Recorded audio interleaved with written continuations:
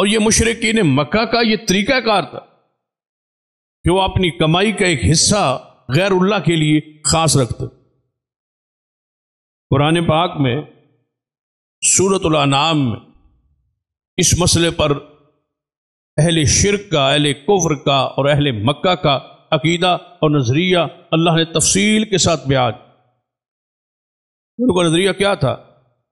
وَجَعَلُوا لِلَّهِ مَا ذَرَأَ مِنَ الْحَرْثِ وَالْأَنْعَامِ، کہ چوپایوں میں سے اور کھیتی میں سے